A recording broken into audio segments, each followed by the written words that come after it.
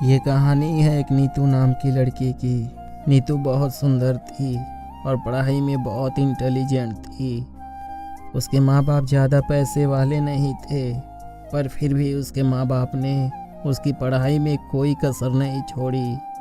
वो पढ़ने में बहुत अच्छी थी। वो बहुत अच्छे नंबरों से हमेशा पास होती थी। अच्छे नंबरों की वजह से उसको एक कॉलेज में एडमिशन मिल गया। एडमिशन लेने के बाद उसके माँ बाप ने उसे किसी तरह पैसों का जुगाड़ करने के बाद हॉस्टल में छोड़ने का मन बना लिया।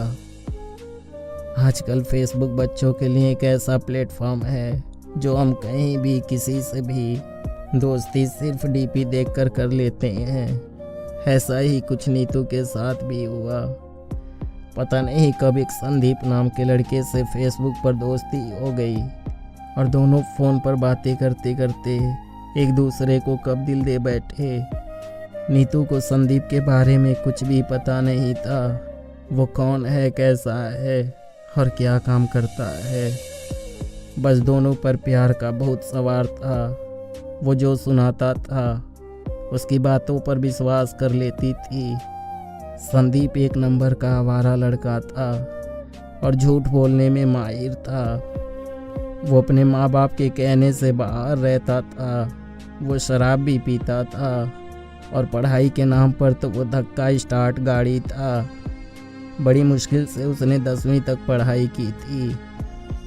पता नहीं नीतू कौन सी बातों से उसकी प्रभावित होती रही और शादी करने की जिद करने लगी। माँ बाप ने बहुत समझाया कि वो अच्छा लड़का नहीं है, हम तेरे लिए कोई और अच्छा लड़का देख लेते हैं, पर वो कहाँ मानने वाली थी। आखिरकार प्यार के आगे उसके घर वालों को झुकना पड़ा और हार कर उसके घर वालों ने उसकी शादी उस संदीप नाम के लड़के से करा दी। संदीप के घर वालों के तो चारों उंगलियां घी में थी। संदीप और उसके घर वाले बहुत खुश थे इतनी सुंदर और पढ़ी लिखी बहू पाकर, क्योंकि उनके निकम्मे लड़के को इतनी सुंदर और पढ़ी लिखी लड़की जो मिल गई थी। संदीप का अब शादी के बाद असली रूप सामने आने लगा। अब वही लड़का नीतू की कोई भी बात नहीं मानता था। उसका वही काम था, हर रोज शराब पीना, कोई काम ना करना, दोस्तों के साथ बाहर घूमना। लेकिन नीतू के पास सिर्फ पछताने के सिवा कोई रास्ता नहीं था।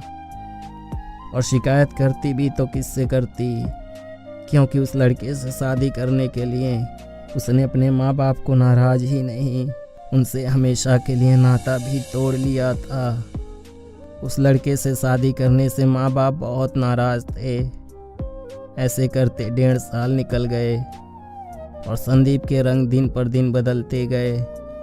नीतू के माँ बाप इतने नाराज थे कि उसकी शादी से पहले ही बोल दिया था कि हम तेरे साथ कोई रिश्ता नहीं रखेंगे।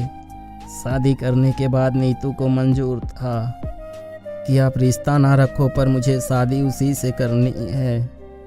ऐसे ही एक शाम को संदीप को दोस्तों के साथ बाहर जाना, घूमना फिरना और मौज मस्ती करना और शराब पीकर घर लौटने की आदत थी। तो उसने मोटरसाइकिल उठाई और दोस्तों में शराब पीने चल पड़ा। नीतू ने उसे बहुत रोका, पर वो लड़का रुकने वाला कहाँ था। उसको कहाँ कदर थी उसके प्यार की। आखिरकार वही हुआ जिस बात का डर था। 9 बजे पुलिस का फ़ोन आया कि आपकी इस नंबर की बाइक का एक्सीडेंट हुआ है और इस लड़के की एक्सीडेंट में मौत हो गई है। हम नीतू के ऊपर से आसमान और नीचे से धरती खिसक गई। नीतू उस टाइम 7 महीने की प्रेग्नेंट थी। संदीप ने इतनी पी हुई थी कि उसे पता ही नहीं चला खड़े हुए ट्रक में उसने बाइक दे मारी। बाइक लगने के बाद उसका सिर सड़क पर लगते ही उसकी मौत हो गई। अब नीतू के पास पछताने के सिवा कुछ नहीं था। बस जिंदगी सिर्फ भगवान के भरोसे थी। और उसकी मौत के बाद उसने एक बेटी को जन्म दिया। नीतू सिर्फ 24 साल की थी। एक बार सोच कर देखो, 24 साल की उम्र में शादी भी कर लेना, एक बच्चे की माँ भी बन जाना और विधवा भी हो जाना। नीतू के माँ बाप इतने नाराज थे कि वो संदीप की मौत की खबर सुनने के बाद भी आज तक नहीं आए। इस कहानी से सिर्फ यही बात समझ में आती है कि कभी भी सिर्फ शक्ल देखकर किसी को प्यार मत करो। आप फेसबुक पर किसी की शक्ल देख सकते हो, उसके गुण नहीं। प्यार करने से पहले उस इंसान की परख भी कर लो। सिर्फ प्यार से ज़िंदगी नहीं चल सकती।